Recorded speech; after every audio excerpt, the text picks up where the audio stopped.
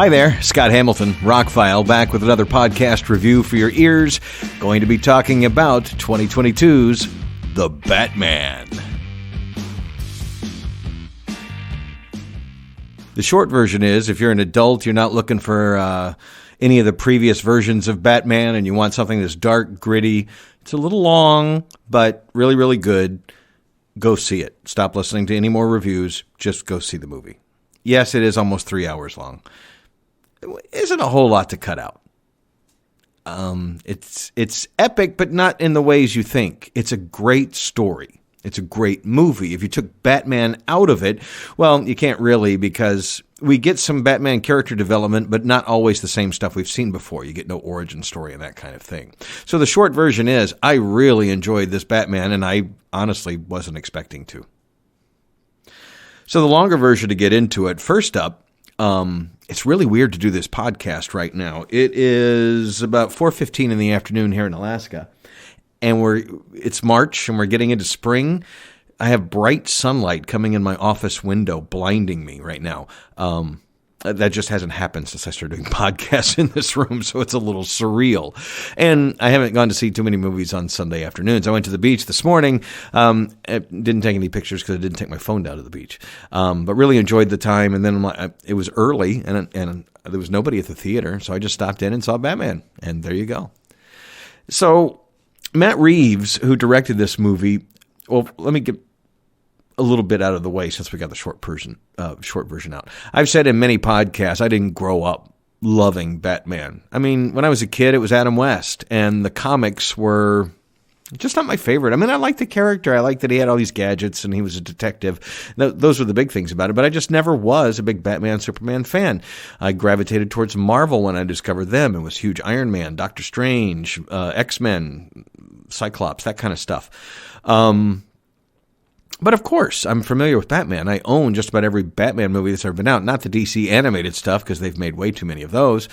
But it seems like in my lifetime, we've had a continuous stream of Batman stories. And as I told a buddy of mine a couple days ago, when he said, "Man, it's really good," I'm like, it could be.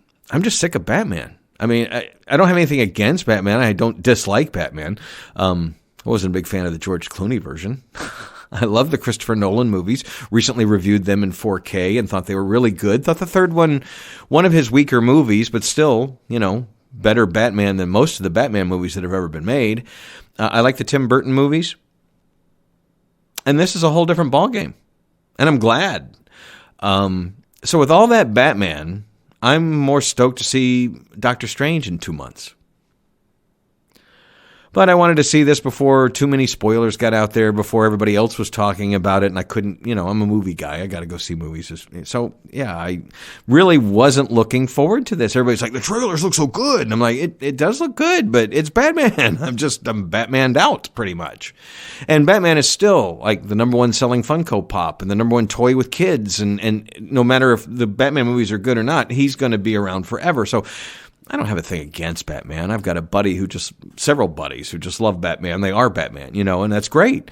I would be Doctor Strange if I could do magic and stuff, but anyway. So Matt Reeves, who he came up kind of with J.J. Abrams. He worked on the Cloverfield movies. He did the American version of Let the Right One In, and that was the first time I went, wow, okay. If a director can remake something and make it his own or make it better, that's really hard to do, because the first time is art, supposedly. And to recreate that in any way, shape, or form, I respect remakes that take their own way about things. And his version of Let the Right One In is not radically different from the Swedish version or the book. I read that book. He just made it better. And it's a really good Swedish director that did the original version. And he did the same thing with Planet of the Apes. His Planet of the Apes movies are great. He did War of the Planet of the Apes. He worked on all those movies. That was kind of his project. You take the Planet of the Apes movies and you make them not only watchable, but really good, thought-provoking, intelligent sci-fi. He did it. So I wasn't thinking about any of this when I heard that Matt Reeves did this. I'm like, oh, well, he's done good with everything he's done. And all this stuff about it's going to be a different Batman, it's going to be a detective, and it's going to be close to R-rated, and okay, and Robert Pattinson, okay, he's a really good actor. I didn't see all the Twilight movies. I gave up after like the second one. I tried to read the first book, and it was terrible. I just missed Twilight because it just wasn't my thing. But I've seen him in several other movies. He's been fantastic, from Good Times to Tenet. He's a really good actor. He can play different roles, and he's completely different in this. If you think you've seen Robert Pattinson, I mean, watch The Lighthouse and then watch this. It's not even the same guy, you would think. So he's great in the role. I like that we don't have an origin story. We hear about it, and that's part of the psychological damage, obviously. But we don't have to see it again, which is great. Although we see the Riddler, and I'm not going to spoil anything that you don't see in the trailers. Even though we see the Riddler in a mask and stuff, you really don't know who he is till towards the end of the movie.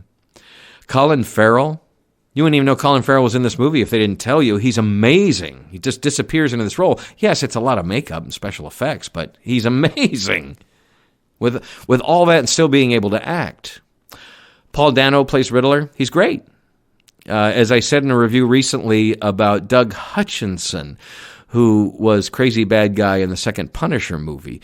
Paul Dano plays crazy like nobody else. He's really good at it, and he's a good Riddler. A lot of people talk about Zoe Kravitz as Selena Kyle as Catwoman, or the beginnings of Catwoman, or whatever. This is, we talk about the Nolan movies as a more realistic take on Batman. Well, this is even more. I mean, it's a stylized Gotham to a certain extent. It feels like New York, but it's Gotham. I like this Gotham. It feels populated. It feels like there are people there doing things, living life. It doesn't feel like a Tim Burton set. And I liked her Catwoman. I like what chemistry they had together. It's an interesting. These are damaged people doing interesting things. That part of it is interesting. The whole fact that it's a detective story that takes place over 3 hours, and you really don't know the answer until the end. You can kind of guess things. You can kind of pick up things. If you're a fan of the DC Universe, you probably know some of these things they've weaved into it. But all in all, it feels even more real, more down to earth than the Christopher Nolan movies did.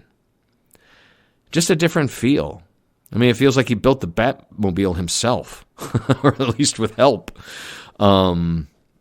He's still got great gadgets. The technology's still there, but everything, it's not like they go, ta-da, here's some great technology and special effects.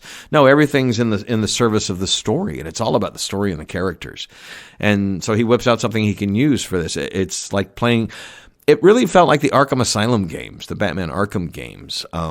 A lot of finding clues, and he would see things and walk away from it. Then other people would go, "Oh, that must be important," because he looked at it. And then later you would find out what he was looking at and why.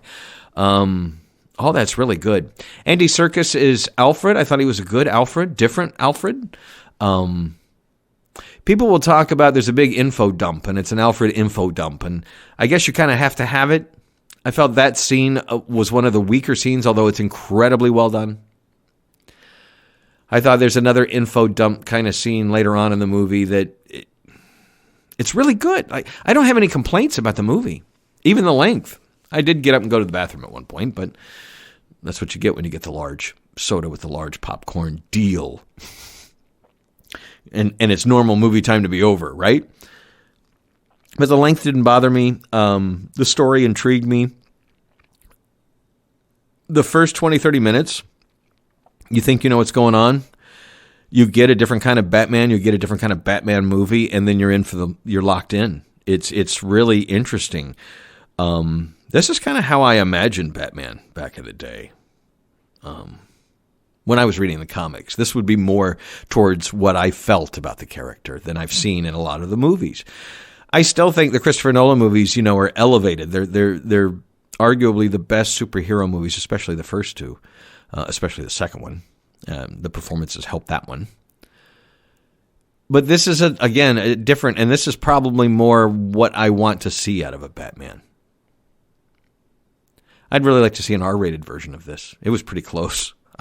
I said when I posted on Facebook after seeing it that I would leave the kids at home. It's a 3-hour dark detective movie. It has elements of Saw and Seven in it. So little kids, definitely not. And older kids, I don't know if they have the patience. Maybe they would. Maybe the Pattinson will bring them in. Maybe the action will bring them in. Maybe the fact that they've liked other Batman movies. Maybe that. But this is a movie that I would see playing to adults on a weeknight who would get out of the house and want to go see this day. It feels like an R-rated adult film, even though I think it was PG-13.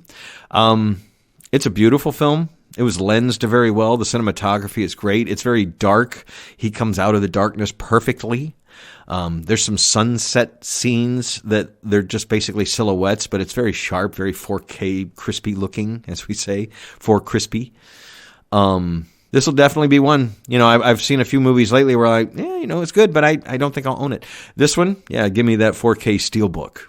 This is something I would go back to, and something I would probably enjoy better at home. I think it needs to be seen on the big screen. I think you should go to the theater because that's a different experience. You're in a big, darkened room with this music and sound louder than what you would normally have at home, and you're fully enveloped in the experience, where at home you're distracted by your phone, by your kids, by your pets, by whatever.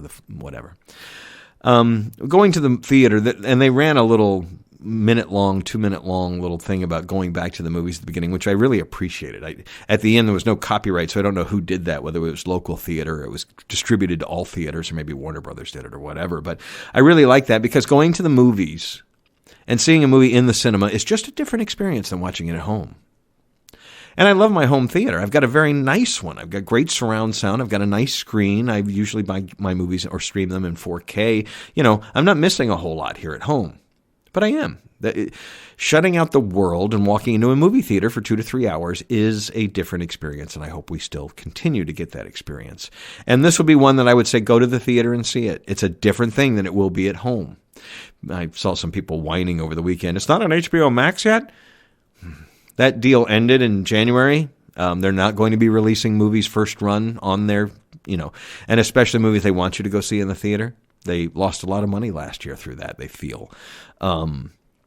So you're not going to see them immediate, but the turnaround will be quick. I'm sure by the end of this weekend, they will have announced the Blu-ray and 4K and the Steelbook variations and whatever special editions are coming out. I imagine there will probably be an expensive one with some kind of cowl or car, or I don't know. It'll be interesting to see.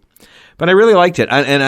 Here I come as a guy who's tired of Batman. Batman's never been my favorite character, and I'm not, thrilled to see another Batman. I have way too many Batman movies in my collection and not enough Doctor Strange movies.